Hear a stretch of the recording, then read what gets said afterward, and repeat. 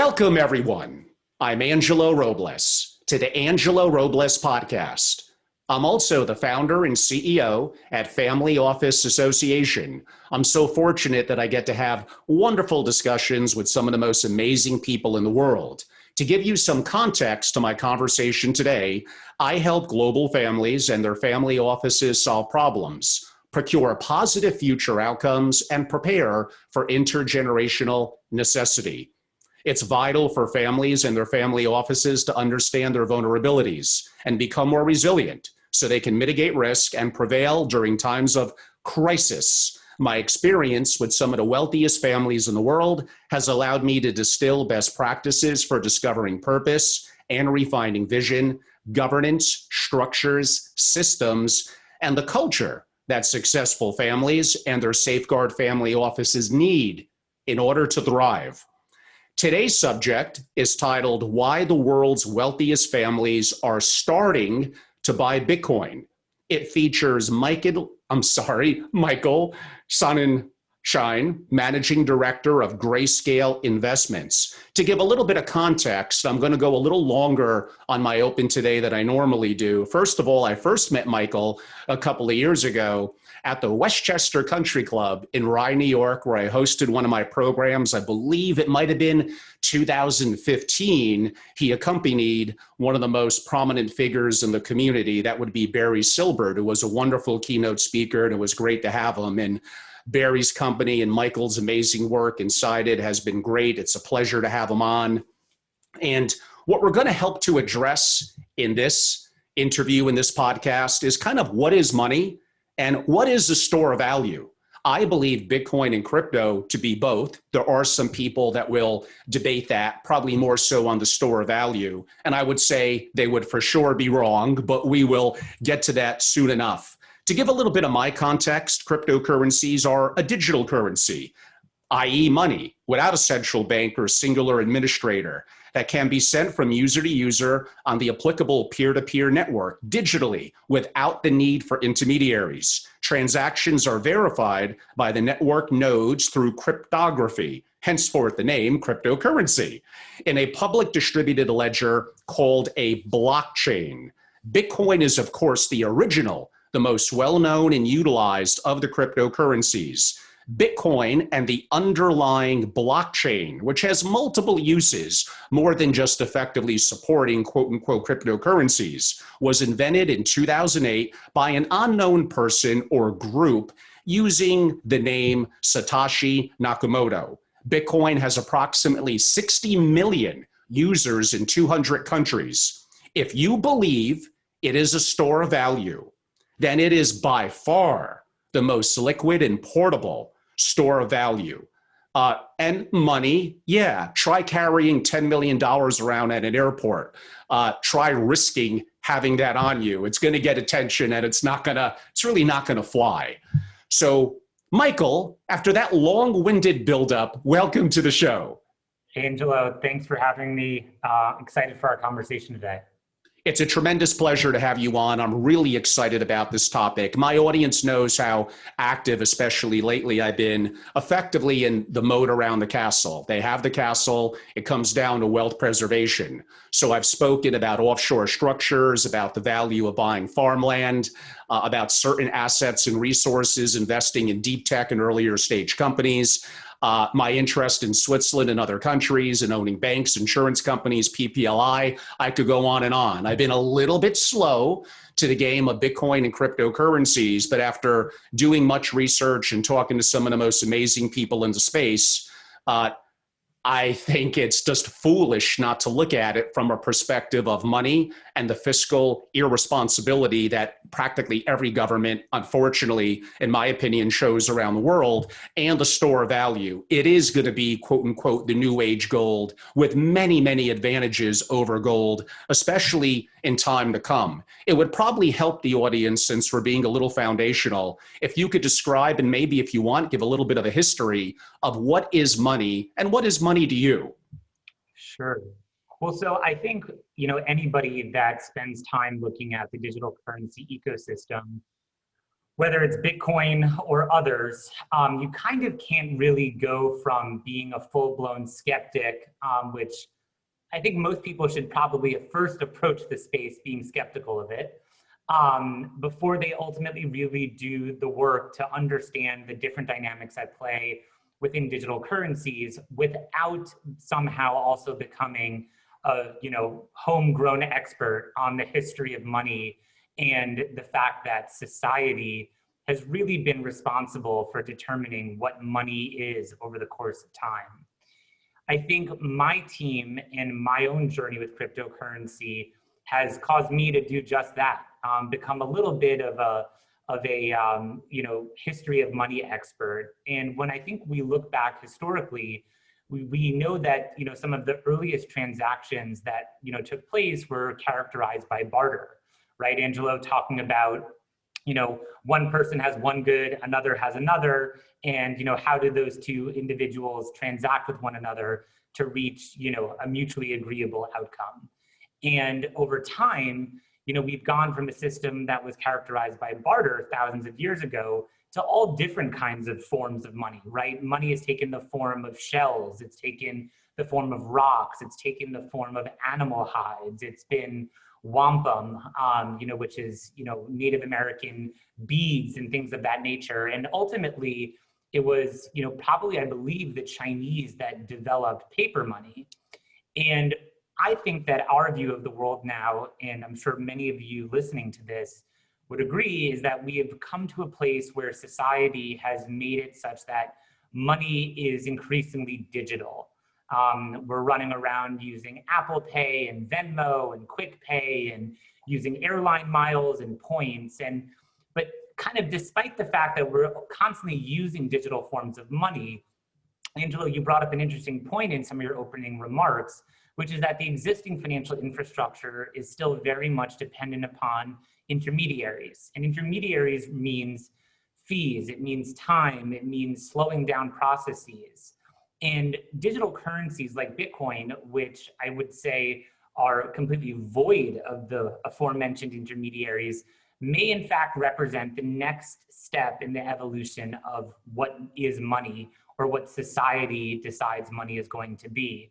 And I think while we all found ourselves in a world that was increasingly going digital, there's zero question that the onset of the COVID-19 pandemic really put the foot on the gas in a meaningful way to make society have interactions like we're doing even just today in an increasingly digital way. And so I think that's caused a lot more individuals and families to be thinking about digital forms of money like Bitcoin, not to mention this very well-held narrative now that Bitcoin and digital currencies like it may in fact represent a digital gold or a digital store of value that's better suited for a digital world characterized by digital exchange versus historically a physical world characterized by physical exchange.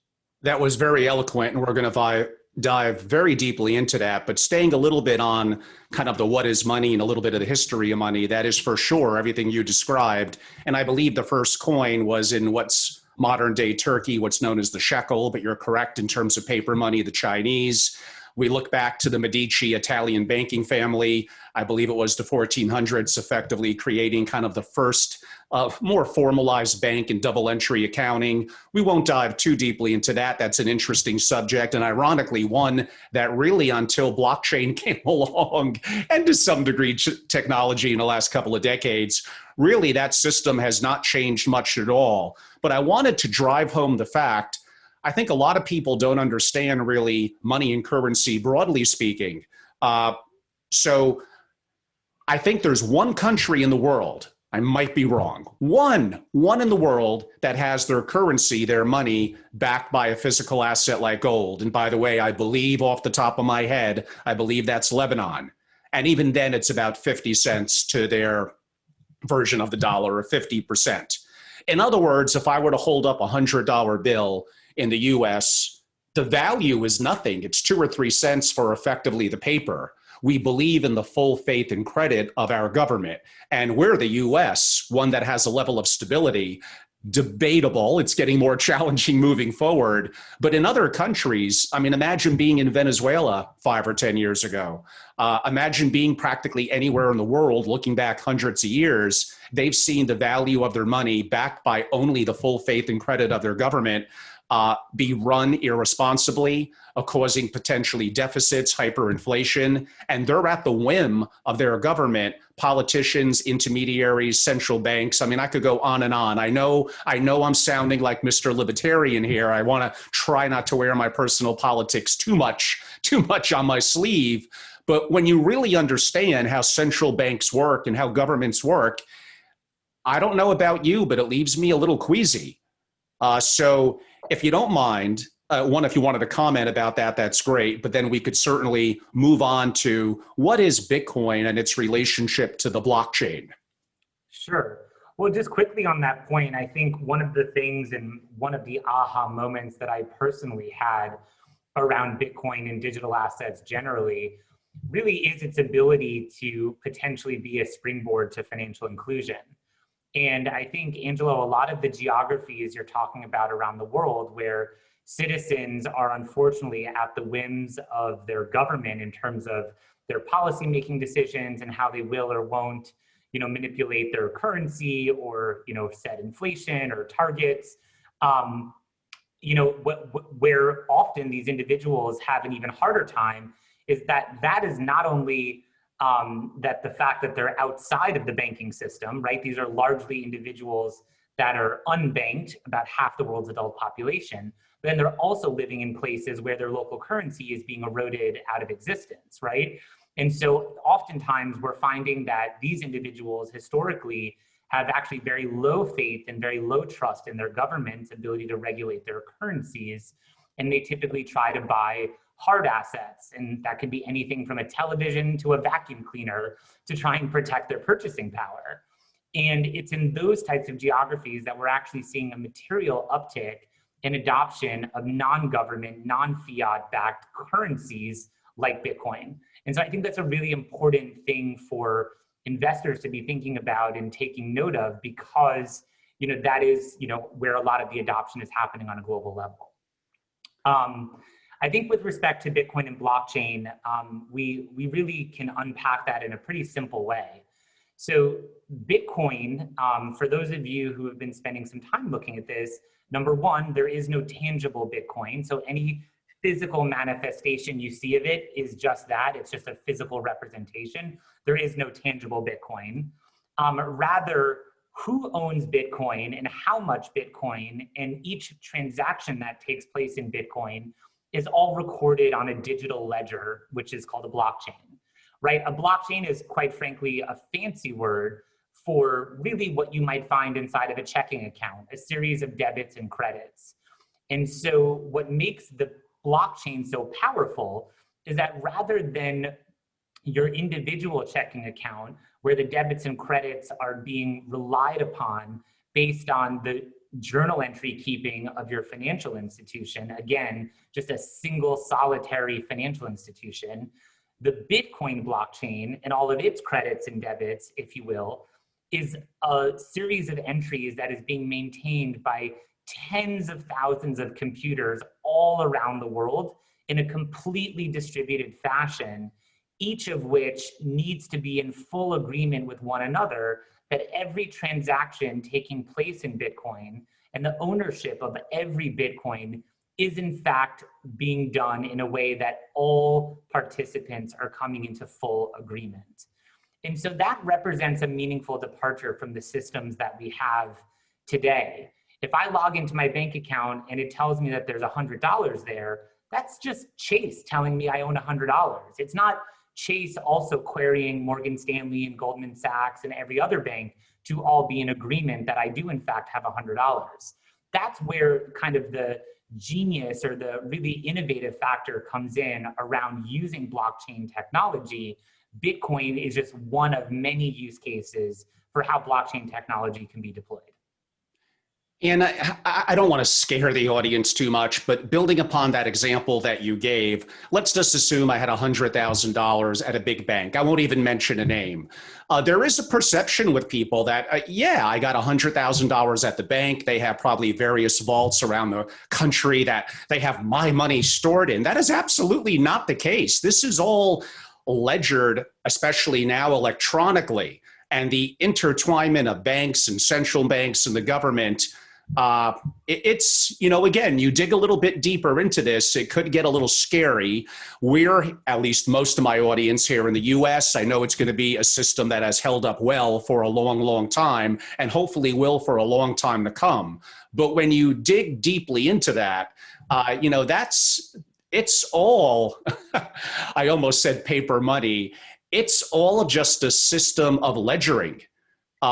And money being printed. Again, we're not going to have the time to get into what central banks do and a little bit of a deeper dive into that. I will be doing that in future podcasts, by the way. They'll be exciting. It's a little bit of a dry subject, but since you kind of segued into it, I think we have to cover it a little bit because people heard of it, but I don't think they quite understand it. What does mining mean, and how does it affect the number of Bitcoin? Sure. So again, I'm going to try and analogize this as best I can to the real world. If I am at a business and I take out my credit card and I swipe it at a cashier to make a transaction, that machine is essentially going out to a server farm owned by Visa or MasterCard or some payment processor that's approving my transaction. In a similar fashion, when you go to send Bitcoin, you're actually sending a message from your Bitcoin wallet out to tens of thousands of computers around the world. Now, they're all in competition with one another to actually pick up the transaction that you are intending to send. So Michael has a Bitcoin, he's trying to send it to Angelo, and they're trying to do it in a way that's faster and more secure than the next computer or next group of computers. Now, Bitcoin miners, and there are miners for all different kinds of digital currency protocols, you might hear about or have heard about historically that they are folks that have a very capital intensive business. They have to invest in very expensive computers. Those computers use a lot of electricity, which can be very expensive. They generate a lot of heat. And so you might wonder, why would somebody or why would some business want to be in the business of mining if all they're doing is confirming transactions? Now, the reason that people are engaged in mining is because mining is a for-profit business. In exchange for adding their computational power to the Bitcoin network, confirming transactions taking place, miners are awarded freshly minted Bitcoin out of the Bitcoin protocol. So it's important to note that today there's about 18.5 million Bitcoin that have been mined and brought into circulation to the ultimate 21 million Bitcoin that will ever be created. And so as transactions take place on the network, miners create this ingenious check and balance system where they're confirming the fact that the Bitcoin that I'm intending to send to Angelo does in fact belong to me, and they have a record of that because they have a record of the entire blockchain. They'll now add that new record to the blockchain, confirming that transaction from my Bitcoin wallet to Angelo's wallet, and it'll cryptographically be sealed off on the blockchain that now one Bitcoin belongs to Angelo and no longer belongs to me. And in exchange for having that take place, they're awarded freshly minted Bitcoin. So the mining process serves to both confirm transactions taking place on the network and is also the mechanism by which new Bitcoin come online or come into circulation. I think an incredibly important point that you said for the audience to understand is the maximum number of Bitcoin possible is 21 million. So there's about 10% that hasn't been quote unquote mined yet. Now, again, one Bitcoin is worth XYZ number of dollars. You could buy it in the tiniest of fractions. But the key point was the most there could ever be is 21 million, where governments could print money because they just want to win the next election and they're mortgaging or sacrificing their future, AKA government irresponsibility. That does not happen with Bitcoin. there's going to be a limited supply. It may get a little too technical, but I don't know if you want to talk about how relatively recently it was halved from 12.5 to 6.25, and probably broaching up to the 21 million will still take a number of years to play itself out. Yeah, we can discuss that. So I think for many folks, listening to this, you've certainly spent time either at the moment or historically trying to value an asset. And oftentimes, particularly with commodities, you look at where supply and demand intersect as a price discovery mechanism. With Bitcoin, price is driven by a confluence of those factors, but in a different way. The supply of Bitcoin is known and predictable, so it's not really a surprise the way that the orange juice crop may be a surprise, or another commodity may be a surprise as having a high supply or a low supply. And that's because the Bitcoin algorithm predictively spits out freshly minted Bitcoin to miners on a very set schedule. So the Bitcoin software really came alive in 2008, at which point 0 Bitcoin had come into circulation. And it's roughly about, Angelo, every 10 minutes or so that a miner or a computer or group of computers will confirm a 10 minutes worth of transactions that took place on the Bitcoin network. And in exchange for confirming that 10 minutes worth of transactions, they're awarded a freshly minted block of Bitcoin. Now, that reward for mining a block of Bitcoin automatically gets cut in half every 4 years. This is just a prescribed core attribute of the way that the Bitcoin protocol has been set up. So today, on average, every 10 minutes, about 12.5 Bitcoin are awarded to a miner. In 4 years' time, because we just went through one of those halving events, that mining reward will drop down to 6.25, and so on and so forth over time, roughly every 4 years. And so we can very, very, very, very predictively model out how many Bitcoin are going to be in circulation a day from now, a year from now, 10 years from now. And ultimately, what you're really looking at is what's called an asymptotic curve, where the supply of Bitcoin came on very fast and very strong and has now leveled out quite a bit, where it'll actually take the next 120 years, again, 120 years for the remaining 2.5 Bitcoin to come online. So you're roughly looking at about the year 2140 by the time the 21st million Bitcoin is brought into circulation. Yeah, I mean, we're trying to make it a little bit of kind of Bitcoin 101 on steroids. That was a deep topic. We could go deeper into it, but I want to move on, although that was important in terms of putting the foundation. I guess the most basic of questions that people probably have, I'm going to ask, how do you buy Bitcoin? It's a great question. So, Angelo, I don't know how much time we can spend talking a little bit about Grayscale, but I think what's been fantastic in my seat as a former banker is that for the past 7 years being in this industry, I have seen it become orders of magnitude easier for investors, whether you're a family office or an institution, or if you're a retail investor, be able to access Bitcoin as an investment. But I think a noticeable difference, although there are many more places and many more points of entry for investors to gain exposure to Bitcoin, is that it still largely exists outside of the traditional channels where investors are making allocations.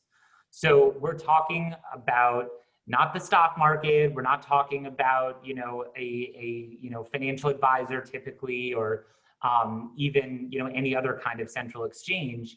It's really new up and coming providers that are letting people access Bitcoin. So these are order books and digital currency exchanges often, where individuals, families, et cetera, may have the opportunity to buy digital currencies directly.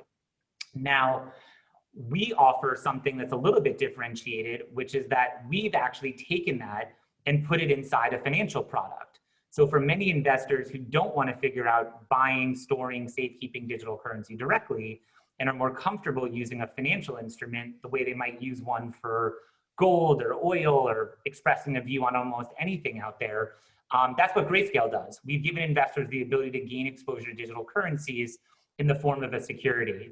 And so, happy to help navigate that with anybody who's interested, either at Grayscale or looking to buy digital currency directly, or sometimes we have a lot of investors who do both. There's a unique model relative to Grayscale. It's very well regarded in the community. And that subject, maybe towards the end, we'll come back to. But the average person, a question just came in. James, the second part of your question, I'm going to ask in about 5 more minutes. But he basically stated, for just the average person to go in retail to buy Bitcoin or most cryptocurrencies, probably the name that most people are going to be familiar with is Coinbase.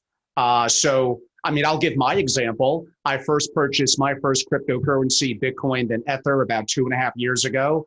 I got the app on my iPhone for Coinbase. I set up my password. I went in, I tied it to my bank account, I believe. And about 5 minutes later, I owned some Bitcoin, some Ether, and some Zcash. It was very, very easy. Now, let's hold off a little bit about the storage aspect and custodial. That gets a little complicated and a little deep. We're going to get into that next. But in terms of simply buying, that would be probably the easiest way for most people. Yeah, I think it depends on investment amount. I think when individuals are looking to buy a de minimis amount of Bitcoin, and people can define what de minimis may be for them or their portfolios, we definitely think that there are some great providers out there like Coinbase where folks can actually do that. I think when we start to have pause is when folks want to make meaningful allocations to the asset class, in which case we often say that if you don't think that you have the intellectual know-how or security know-how to hold digital assets or handle digital assets directly, then you are probably better off looking at investment products like Grayscale or even some other providers that may offer hedge funds or other offerings. So I think it really just depends on how much of an allocation an investor is looking to make. Well, yeah, there's even future opportunities on the CME, and I guess that's what Tudor Jones, who we'll get to shortly, and there definitely is going to be more institutional players and investors like him and others, and that actually makes many family offices feel more comfortable. Fidelity is involved in custodial services. We're going to probably right about now jump into that. There is another way to buy more than just kind of the average retail level besides Coinbase and platforms like that. If you want to get a little bit into, effectively, there are trading desks kind of over the counter, OTC, in terms of buying larger amounts, if you want to call it that. Do you want to give that a little bit of color to our audience? Yeah, there are a fantastic group of over-the-counter trading desks. One of them is our sister company, Genesis. They're a regulated broker-dealer, do block size trading in digital assets. I think, again, one distinction there, Angelo, is that all of these OTC trading desks are just, in fact, what they say they are. They're trading desks. They're not custodians. And so if you do, in fact, leverage one of them to make a purchase, you then do have to figure out and be responsible for safekeeping and custody and holding on to the digital currency that you're buying through them. So again, got to be comfortable with who you're using, what you're doing, and kind of what mechanisms you're using to protect your investment. And that is right what we're going to get into now. So this is where most people that have just a little bit of knowledge of Bitcoin and crypto and have some interest in it. I know billion-dollar families that toyed with whatever $5, $10, $20,000 purchases where they get a little lost. So we may need to break this down pretty well, is kind of effectively the custody question and storage. If you do the most basic, like I initially did, I changed it since then, but on Coinbase on my phone, I purchased, that's going to be the least secure way because I didn't move it into any type of cold storage or hardware wallet. But it's a relatively modest amount. Convenience matters. And eventually, as I upticked it, I adapted and I changed. But that's how most people putting in a nominal amount of money are going to come in. But if you could talk a little bit about from custody to the desktop wallet, AKA cold storage, and probably the ultimate for some, the hardware wallet. Sure. So again, what we're talking about when we're talking about storing digital currency is actually storing your piece of software, if you will, which is a little bit tough for people to sink their teeth into because when they talk about custodianship, you're often thinking about, well, I have 10 shares of public company X, or I have X ounces of gold, or whatever it may be. This is a little bit different than that. The way that Bitcoin transactions are affected is purely a push system. So if I want to send Bitcoin from my wallet to Angelo's wallet, I have to actually access my wallet with essentially what we'll just refer to as a password. It's an alphanumeric string that represents my wallet and an alphanumeric string that represents Angelo's wallet. So he can't reach into my wallet and take Bitcoin from me unless he in fact had my passcode to get into my wallet. So essentially, when you're talking about storing digital currencies like Bitcoin, you're essentially talking about storing a password. Now, the digital currency space, because this industry has blossomed and this asset class has, moved to now somewhere between $400 and $500 billion, and you have some really big players getting involved, is that we have begun to see as an industry folks leveraging new technologies and new cryptographic methods to essentially store a passcode. Now, I know that may sound a little bit ridiculous because you often get locked out of accounts. You can hit the forgot my password button and it may email you a link to reset a password, or you may in fact use a password manager. But if all that's required to access your digital currency, which may be very, very substantially, high in value, you're going to want to take the proper precautions to protect that passcode.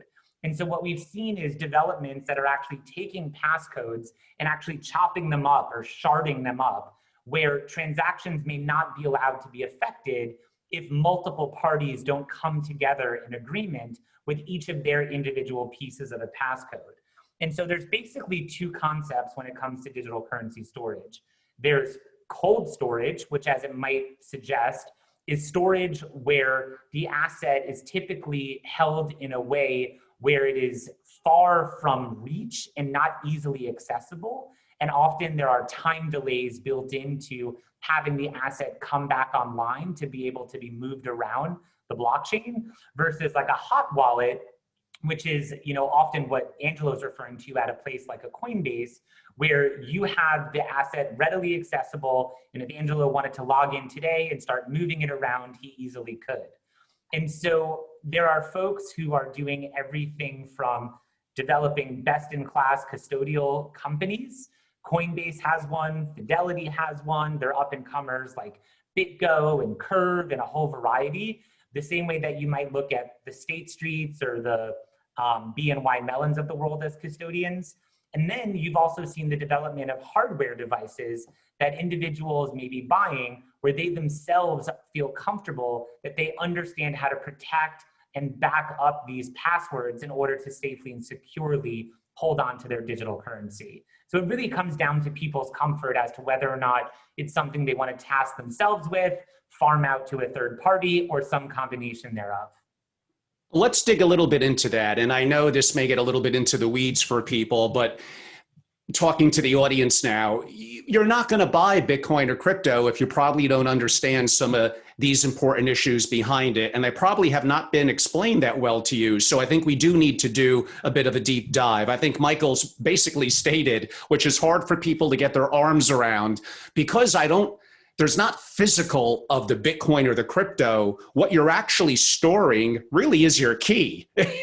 Now, what I would argue, and my audience has heard me talk about this before, when you buy a stock, it's not like they're sending you a stock certificate. Those days are long gone. It's all just ledgered.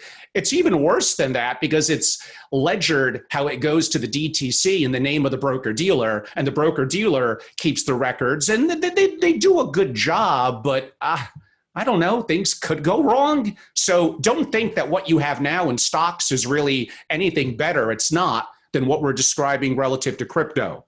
Now, Michael, you can literally write down your Bitcoin address and keys on a piece of paper and put it in a safety deposit box in a bank. And effectively, that's your own cold storage. And arguably, maybe not the worst idea in the world. Yeah, I think, a lot of families that we deal with who want digital asset exposure as part of their portfolio allocation do have concerns as to, well, what would happen if that one member or two members of the family who had the pass key or the passcode to a digital wallet were to have an accident or lose something, et cetera. And I think that's why we've seen such a high proclivity of family offices using service providers like Grayscale and others to get their digital asset exposure, the same way that they're relying on custodians and prime brokers and other service providers for their other investments. But that can be very problematic, particularly when you're talking about moving digital assets maybe from one person's responsibility to another if the proper precautions aren't taken. You bring up good points. I'm going to press that subject a little bit. I'll start it by being positive about the professional, quote unquote, institutional custody. The industry is seeing more institutional level custodians coming into the space, including Fidelity, a big brand name everyone's going to know. This is simply, I contact your organization or Fidelity, I create a custodial account, and I transfer, in my example, my Bitcoin. Let's say it's in Coinbase, I transfer it to, in my example, to Fidelity, an institutional level custodian. They use, and you guys, I'm assuming as well, the cold storage, quote unquote, method. Now, there's other things we could get deeper into for security, like multi-signature and all that. And this is a hedge. I'm assuming at Fidelity, they're probably even as insurance, but I'm going to get to my but. My but is going to relate to a store value and what happens if the shit hits the fan. My audience knows I talk about this. I know it's rare, but again, building the moat around the castle, I have to mention this. If you're concerned about areas of government forfeiture. Now, I know some of you are thinking, Angelo, I don't do anything illegal. What are you talking about? People that do illegal things, they should be concerned about that.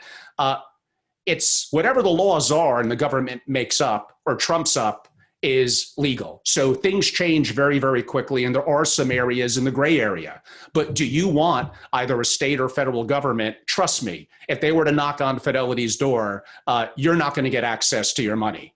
And even offshore in Switzerland, you're probably going to be in a little bit of trouble. So that is one. It's a tiny chance that could happen. And you could probably see things building up in the government where you can maybe move things around before that. But the hardware wallet, where you just have it in your head, maybe not even written down. And I'm not saying I'm recommending that.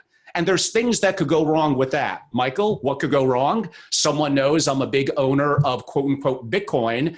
And okay, this guy's, I'm going to kidnap him and torture him. And he's going to give me his key then. And they're probably accurate. So I know I went a little scary there for a second, but if you could talk a little bit about that, being fair from both perspectives. A lot can go wrong. You can forget a passcode. You can lose a hardware wallet. It can malfunction on you. There are a variety of issues there. I think with respect to a state actor, it'd be hard for me to comment on anything outside of the United States. I think here we've seen quite a bit of regulatory clarity and guidance from everyone from the SEC to the CFTC to the IRS to the Treasury, FinCEN, you name it. The US Marshals have even auctioned off Bitcoin before. So I think, the genie's out of the bottle, so to speak, at least around assets like Bitcoin, where most investors today take comfort that there is in fact not much of a risk of government or kind of a state actor intervening in a way that would be detrimental, to people's ability to own or be invested in Bitcoin. But again, I think all of the topics we're bringing up here underscore the importance of, the service providers that you're using if you're thinking about digital asset exposure. And, to that final point you made, Angelo, I'd say that all cold storage and all custodial solutions are not built equally. And I say that because I think a variety of solutions have been built. Many of them are fantastic, but I think that they are each probably suited to different types of investors. And someone's asking a question. It relates to, I'm going to twist it around a little bit, but basically, have there been confirmed cases of cryptocurrency frauds? That could go several different ways. One, there's thousands of cryptocurrencies. I'm absolutely sure there's some quote unquote frauds, but also in terms of the storage methods that we're talking about, from Mt. Gox to others going back, I know, many years ago. And again, I hate to sound, and I know I'm sounding like Mr. Libertarian, keep it in your head, the hardware wallet, just be, and that has its own risk, the ones that I described. But like you just said, there are things that could go wrong here. Now, I want to be careful not to scare people away from looking more into Bitcoin and cryptocurrency. And by the way, everything that we're describing, don't think that this doesn't apply to cash, to stocks. I already mentioned some of my opinions about that already. Land, the government could take that from you too. So there's lots of things that could go wrong, which is why you want to have diversity in your portfolio, your interest, your ownership of those interests. We're not going to have the time to get into that, but if you could talk a little bit about some of the frauds that have happened in the industry in the past. Correct. There have been frauds, but there's frauds, I think, all over the place. There's fraud every day in the stock market and in pretty much every market you can think of. I think that what should now be a generally accepted principle around an asset like Bitcoin specifically is the fact that it is probably the very worst mechanism, and I repeat, the very worst mechanism that you could think of utilizing today if you wanted to do anything the least bit nefarious or illegal, etc. And that's because every transaction that you do in Bitcoin leaves a digital breadcrumb. And that digital breadcrumb means that you are doing a transaction in Bitcoin that is being embedded on in an irrevocable way, in a way that cannot be altered on the blockchain. And so there are, to Angelo's point, hundreds and hundreds, if not thousands, of digital currencies out there today. So I think, again, it's important to do your research, look at what digital currency protocols resonate with you, how differentiated are their use cases, how developed are the markets around them, the security status of the token, its track record, who's involved with it, et cetera, because there certainly are frauds out there. But again, I would say that something like Bitcoin is not something that is being used in fraudulent transactions the way that a lot of other things are today. And now, one of the questions coming in, I'm going to slightly adapt it, and it's going to relate to what you just said, because you're correct. And there are some people, again, maybe nothing to do with being nefarious, just people that are very private and maybe of the libertarian nature that actually don't like that aspect per se of Bitcoin. And what I just described about keeping it in your head, and we didn't even get into seed phrases and stuff like that. I may save that for a Bitcoin part 2. They're actually not that hard. I remember multiple strings in my head, and I have a terrible quote unquote memory. But in theory, just think of the power of that. I could have hundreds of millions of dollars in Bitcoin. It's all in my head. I get on a plane. I go where I want to go. I have freedom. It's been called by some people, a Swiss bank in my head. I think Naval Ravikant called it that. And again, is that a little exaggeration perhaps? But all my talk about legitimate quote unquote Swiss banks and the complexity and cost, this accomplishes some of that at a far, far, far lesser cost and more flexibility. But what you said about Bitcoin, perhaps again, traceable from various perspectives in terms of the transactions. If you could talk about Zcash and how that's another popular cryptocurrency, nothing is as popular as Bitcoin, so the average audience is all going to be familiar with that. But there are others like Ether that may work better in blockchain applications, if you want to maybe touch on, and Zcash, arguably for the ultimate privacy. Sure. So there are a variety of digital currencies out there, like we've been talking about.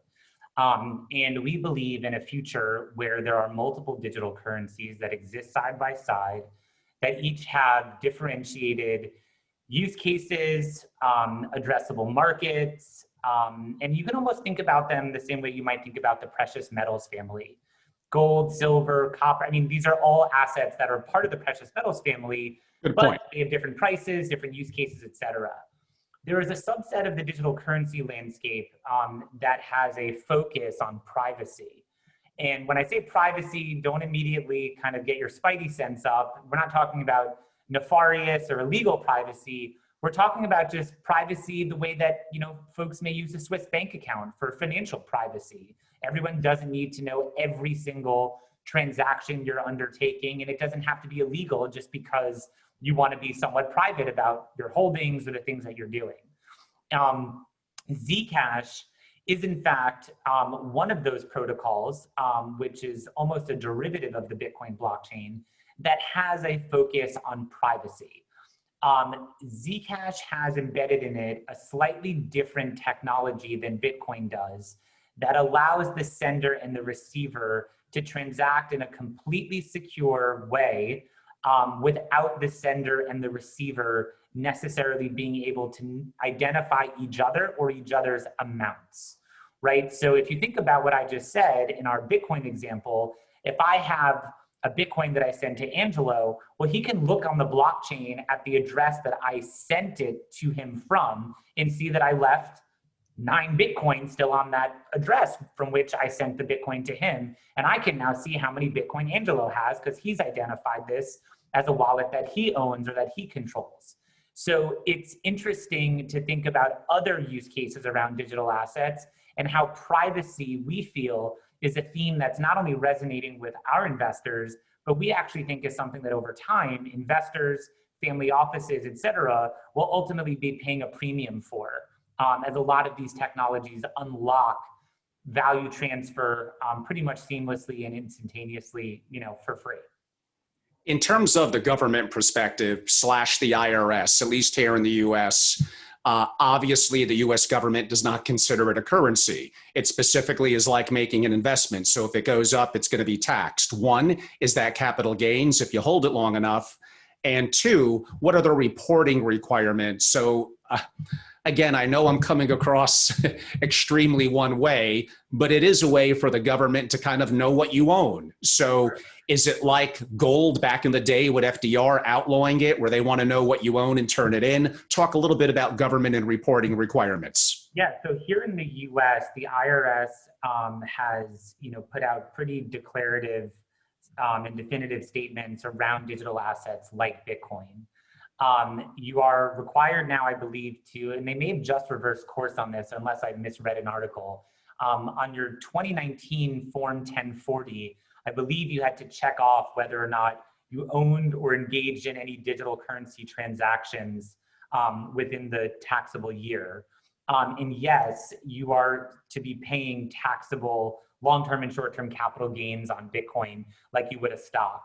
And I think that we'll see ongoing, or rather evolving, guidance from the taxing authorities here in the US, and can't really speak to what we've seen abroad, but arguably would say that this level of recognition of this asset, which really only represents a fraction of the size of the other markets of which these regulators are responsible for overseeing and administering, really is almost a point of validation for them. So yes, if you are engaging in these types of transactions or own these types of instruments, they can and are supposed to be taxable and reportable.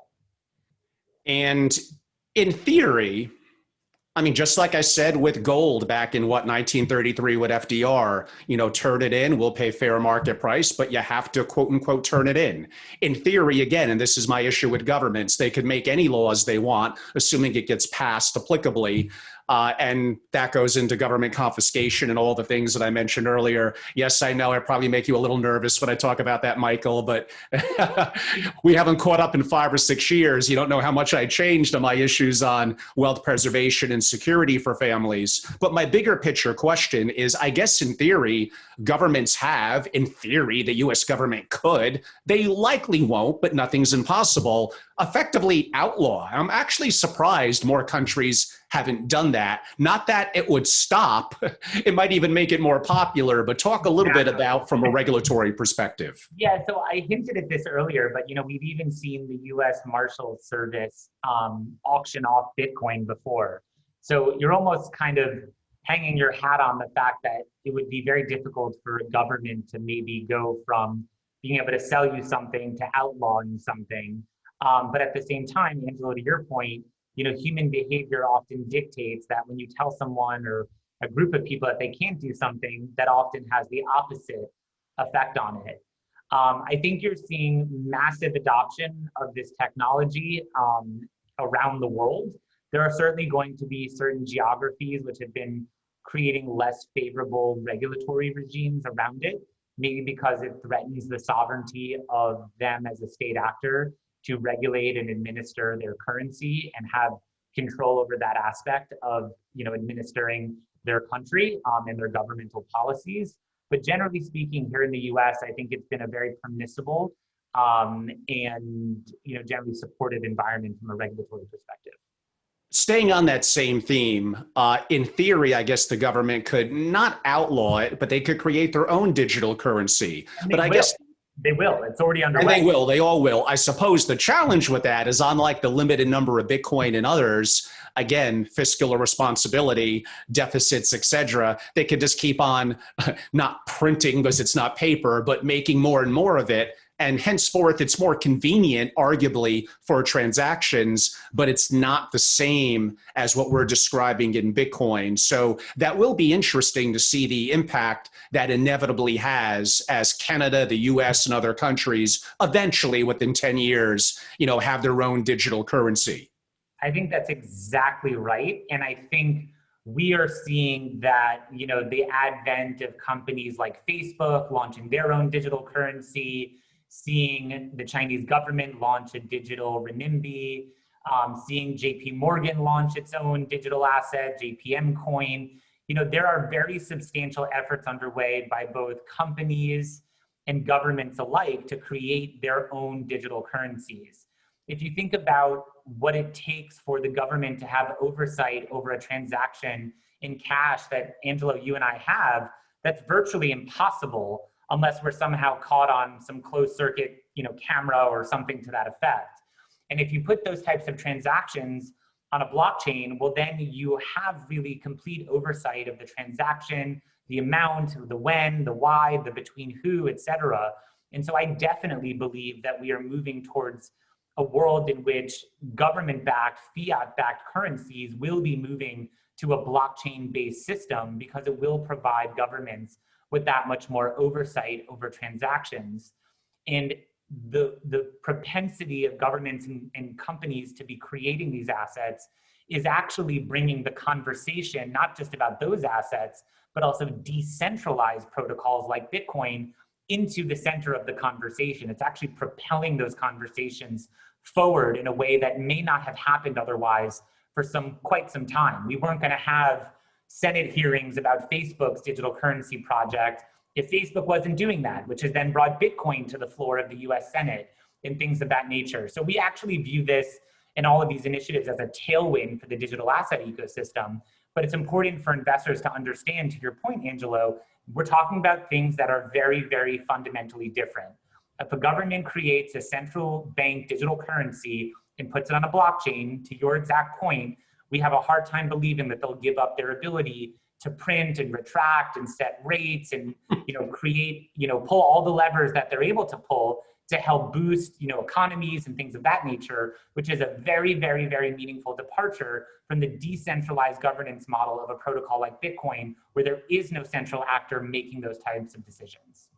Exactly. Let's talk a little bit. I know we have relatively maybe 10 or 12 minutes left. I want to be respectful of your time.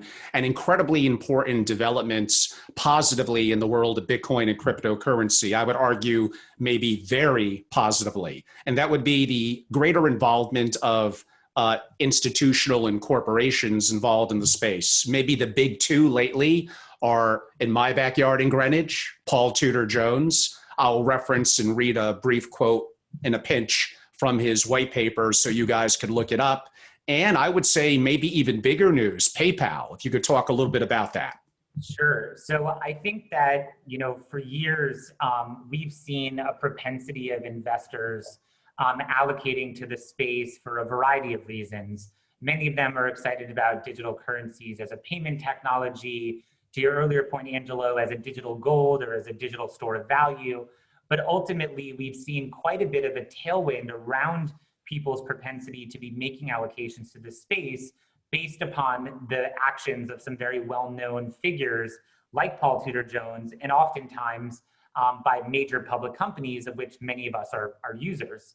So Paul Tudor Jones, I think, to your point, Angelo, very publicly, stated that they were amending their investment mandate in order to allow them to also invest in Bitcoin futures, right?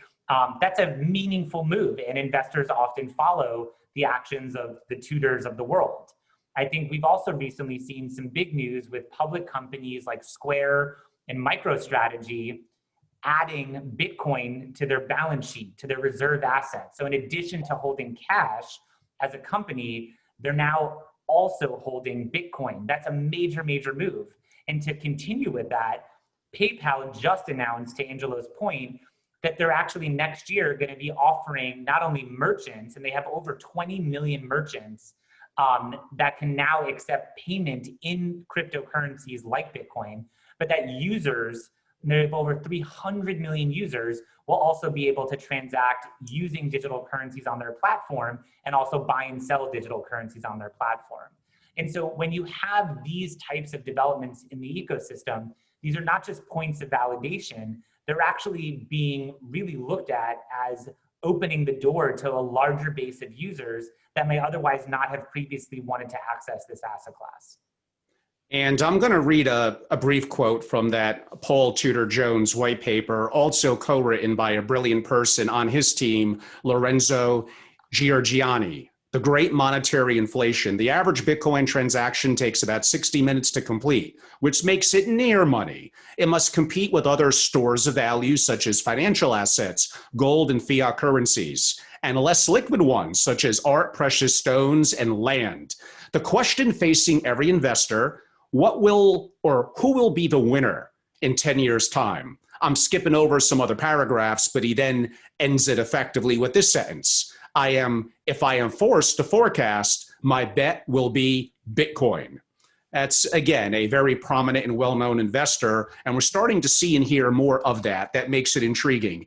I guess the question I do have, Michael, is during the time of a crisis, a black swan, COVID-19, effectively, to some degree, the end may not be that soon.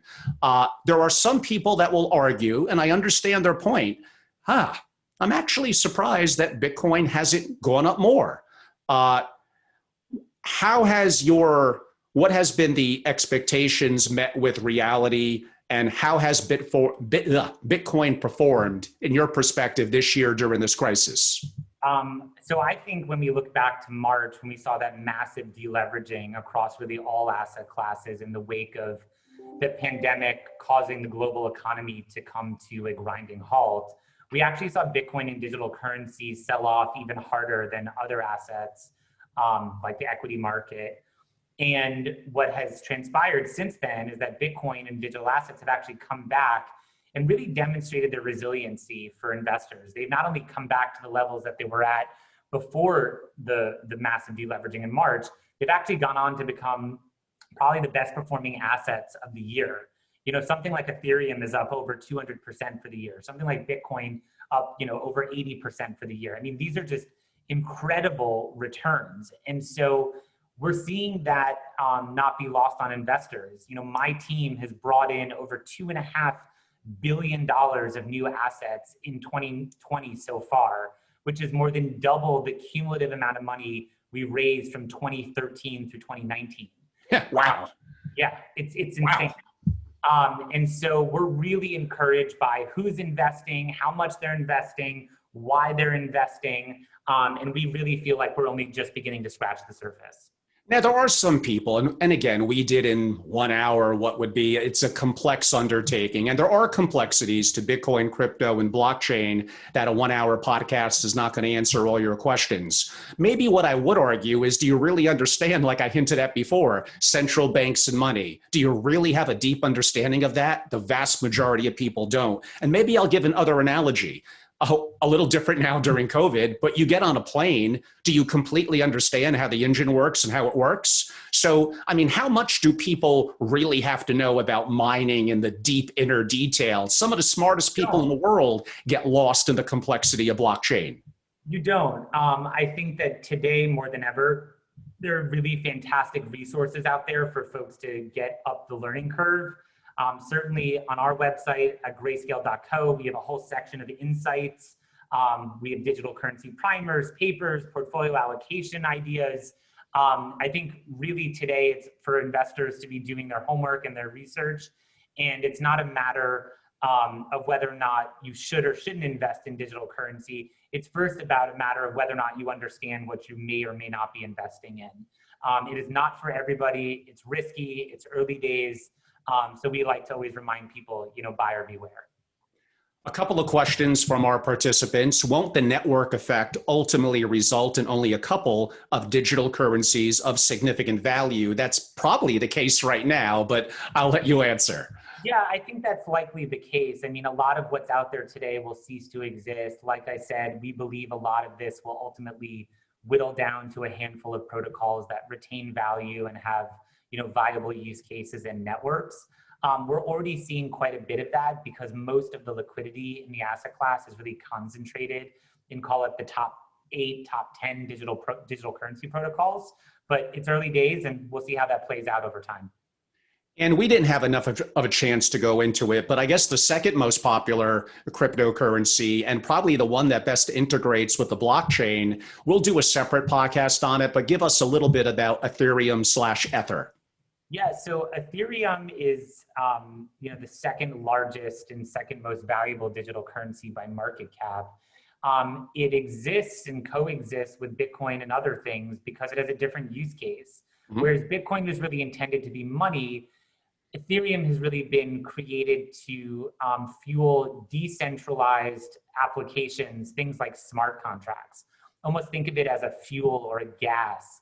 So when certain mathematical outcomes are reached, certain payoffs can be exchanged. And so there's a whole layer of companies and technologies that are being built upon Ethereum that are actually developing an entirely different ecosystem than some of the businesses and technologies that are being built upon Bitcoin, for example. Another question that came in, and I think the PayPal thing will help with this, but I'll ask it. Doesn't the volatility need to decline significantly before it becomes widely used for commerce? Yeah, so I don't think today we're looking at digital currencies like Bitcoin as a means to, buy a latte or something like that. The developed world use case around Bitcoin and other digital currencies at the moment is really more speculative. Over time, the digital currency ecosystem will probably create and has dampened quite a bit in terms of its volatility through the development of a probably more thorough and healthier two-sided market, the development of derivatives, borrowing and lending, and things like that. And so we're also just kind of at the early innings of that, and we'll see that develop over time. I'm going to make a comment that I'm going to give you a chance, Michael, to talk a little bit about, because Grayscale is such a great company, that those that are hearing this, whether it's buying Bitcoin or crypto and some of the other parent or other companies of Grayscale and other opportunities to invest. Again, I know some world-class investors that for a variety of reasons, maybe the storage or the custody it scares them a little bit. So they look at, let me invest in blockchain. Let me invest in hedge funds that invest in this. I'm more comfortable with a GP LP format. We'll get to that in 1 second. I will note as I began the podcast, obviously I'm extremely personally curious and interested in the subject. We are definitely going to be on top of this. We have multiple guests planned, probably twice a month for the upcoming months on this subject, including some great figureheads in the community. It'll be very exciting. Now, admittingly, from my perspective, you could look at it from an investing perspective. You could look at it from the aspect of simply money, although we just described it's a little bit limited from some aspects. But again, things are evolving and changing, and we'll see. And the big one for me is a store of value, wealth preservation, and the ability for effectively flexibility. Now, I'm a big privacy and again, a libertarian type, I get it. But cryptocurrencies for my type are like, awesome, this is great. And again, imagine you're not in the US, you're in an unstable country and things can get unstable very quickly. This opportunity creates a tremendous opportunity for a store of value, which is why broadly among what I'm recommending for families setting up onshore, offshore structures, banking institutions, farmland, et cetera, et cetera, et cetera, for sure, moving forward, you're going to hear me talk a lot more about this because I think it's applicable. On that note, Michael, I'll allow you the chance to close and talk about for an investor, mainly more so a single family office type, ways that they could get actively involved in what Grayscale does. Sure. Well, first of all, Angelo, just thank you for having me. This is a great conversation. At Grayscale Investments, like I shared, we are really trying to provide a convenient and cost-effective way for investors, primarily family offices and institutions, to gain exposure to the digital currency space.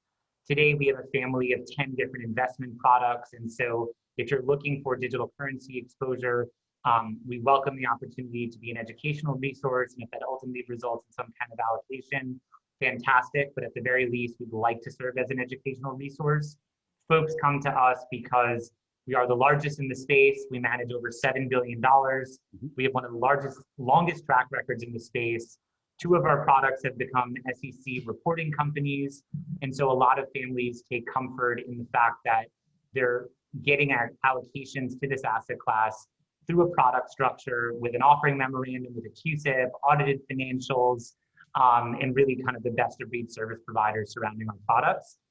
So I assume Angelo will be happy to connect any of you with me if you'd like to continue the conversation. Certainly welcome it. And thank you, Angelo, so much for having me.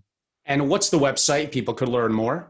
So we are grayscale.co, grayscale.co. And any of you feel free to link into me or find me on Twitter or whatever it may be. Happy to connect with you however is convenient for each of you. And Michael, if you don't mind, if you could spell your last name. Sure. My last name is Sonnenshein, Sonnenenschein, Michael Sonnenshein.